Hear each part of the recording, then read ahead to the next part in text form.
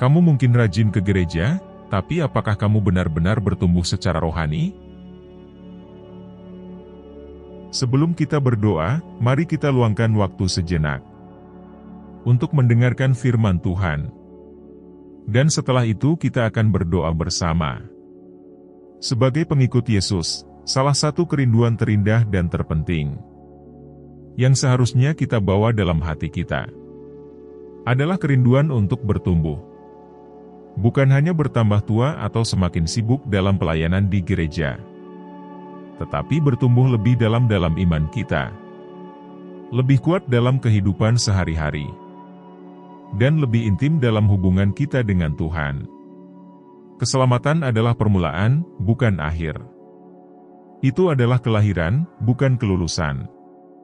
Sama seperti seorang bayi yang harus bertumbuh, menjadi dewasa, dan dipelihara. Hidup rohani kita juga harus dirawat jika kita ingin bertumbuh dan berkembang.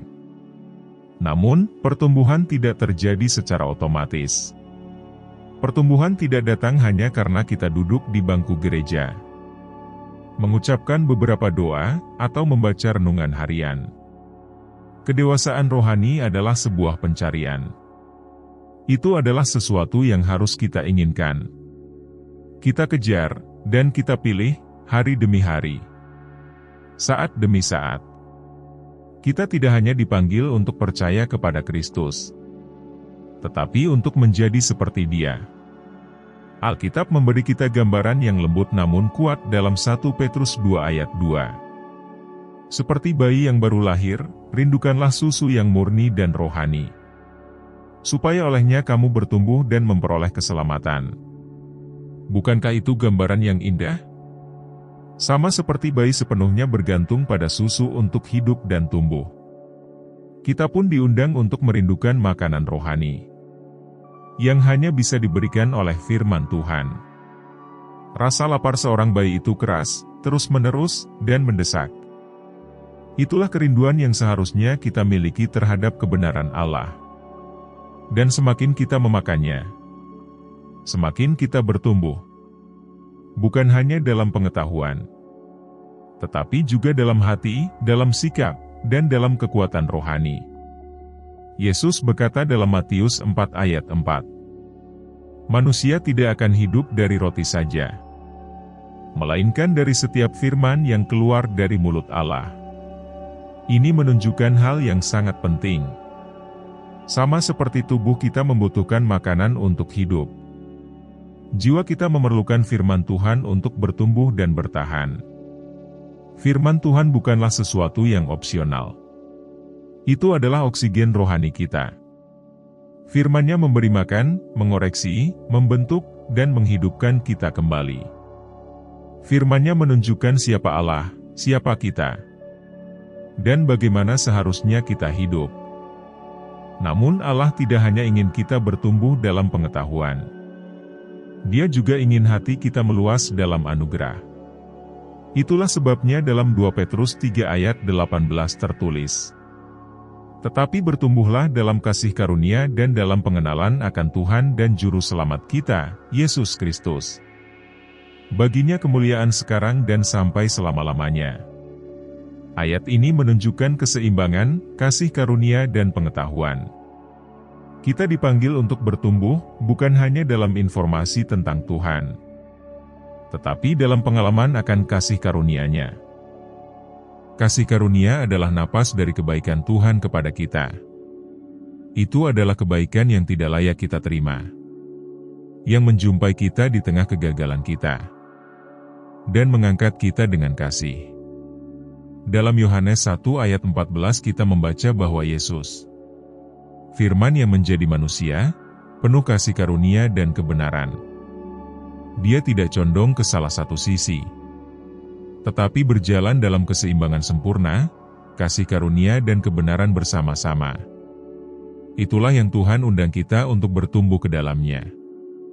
Bertumbuh dalam kasih karunia berarti belajar mengampuni mereka yang menyakiti kita, bahkan ketika mereka tidak meminta maaf. Itu berarti memilih belas kasih daripada penghakiman, kelemah lembutan daripada kekasaran, dan kerendahan hati daripada kesombongan. Itu berarti bersabar atas kelemahan orang lain. Seperti Kristus bersabar terhadap kita. Itu berarti mengasihi orang-orang yang tidak layak dikasihi. Seperti yang Tuhan lakukan untuk kita setiap hari. Di saat yang sama, kita juga dipanggil untuk bertumbuh dalam pengetahuan. Hosea 4 ayat 6 memperingatkan, "Umatku binasa karena kurang pengetahuan." Ketika kita tidak mengenal kebenaran Allah, kita menjadi rentan terhadap penyesatan. Kita mudah terbawa oleh budaya, oleh ketakutan, oleh kebohongan yang terdengar baik tetapi membawa kita jauh dari hati Tuhan. Mengenal firman Tuhan memberi kita kekuatan dalam peperangan rohani. Firman-Nya mengajarkan kita membedakan yang benar dan salah. Menunjukkan senjata melawan godaan, rasa putus asa, dan serangan rohani. Firman-Nya memberi hikmat untuk hubungan, petunjuk untuk keputusan, dan kejelasan dalam dunia yang penuh kebingungan. Saat kita bertumbuh dalam pengetahuan, kita mulai mengenal suara Roh Kudus lebih jelas. Kita mulai merasakan dorongannya, penghiburannya, dan tegurannya. Kita belajar mengenali pertempuran rohani yang terjadi di sekitar kita. Dan mulai hidup bukan sekadar bertahan, tetapi sebagai anak-anak Allah yang diperlengkapi untuk mengalahkan. Pertumbuhan seperti ini memengaruhi setiap bagian hidup kita. Dalam cara kita mengasihi keluarga, menanggapi pencobaan, menangani keberhasilan, memimpin, melayani, bahkan ketika kita menderita. Kedewasaan rohani menghasilkan buah yang bertahan. Kasih, sukacita, damai sejahtera, kesabaran, kebaikan, kesetiaan, kelemah lembutan, dan penguasaan diri. Ini bukan sekadar perilaku, tetapi hasil alami dari hati yang tertanam dalam Kristus. Lalu bagaimana kita terus bertumbuh? Kita meluangkan waktu dalam firman Tuhan. Kita berdoa. Kita tetap terhubung dengan sesama orang percaya. Kita taat, bahkan ketika itu sulit. Ketika itu membutuhkan pengorbanan. Dan ketika tidak ada yang melihat. Kita bergantung pada Roh Kudus. Meminta pertolongannya, bimbingannya, dan kuasanya. Karena kita tidak bisa bertumbuh dengan kekuatan kita sendiri. Sahabat, pertumbuhan bukan tentang menjadi lebih baik agar Tuhan mencintai kita lebih banyak. Dia sudah mencintai kita dengan kasih yang tidak berubah. Pertumbuhan adalah tentang menjadi lebih serupa dengan Yesus. Karena kasih-Nya telah mengubah hati kita. Pertumbuhan adalah tentang hidup dalam kebebasan, damai, dan tujuan.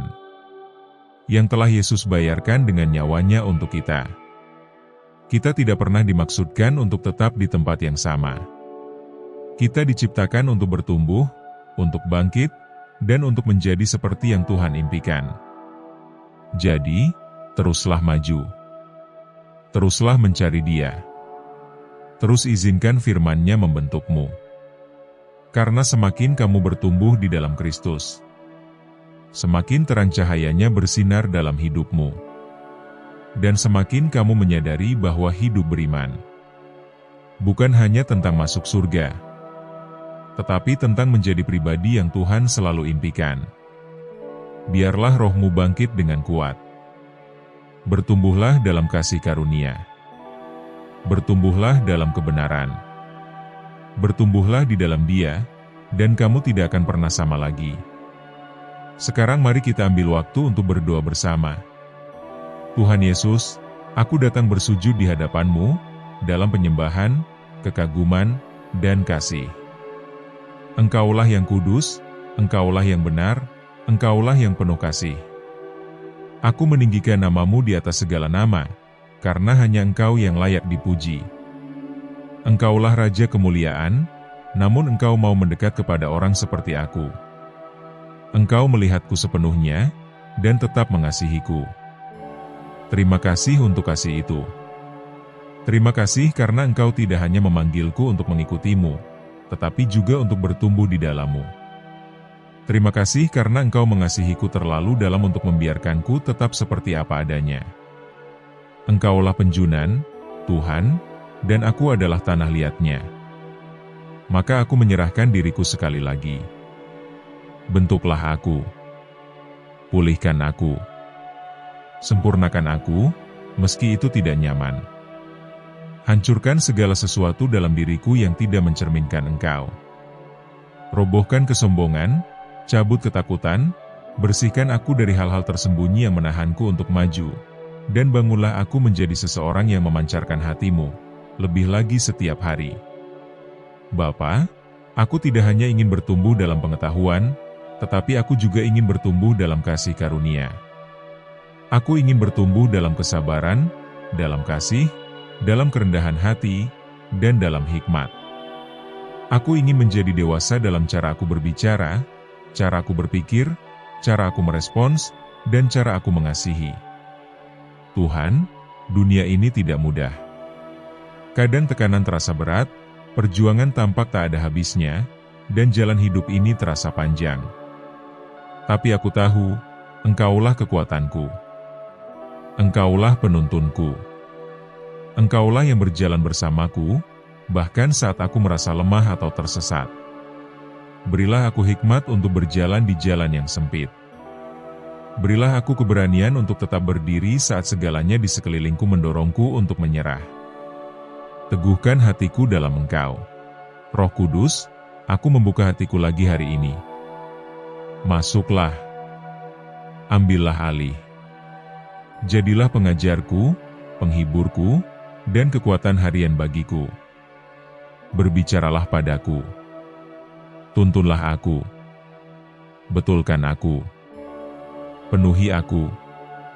Tolong aku untuk memahami arti hidup yang sungguh dekat dengan Yesus, bukan hanya sekadar tahu tentang Dia, tetapi benar-benar hidup seperti Dia. Ajarlah aku untuk mengampuni meski rasanya sakit dan penyembuhan terasa jauh.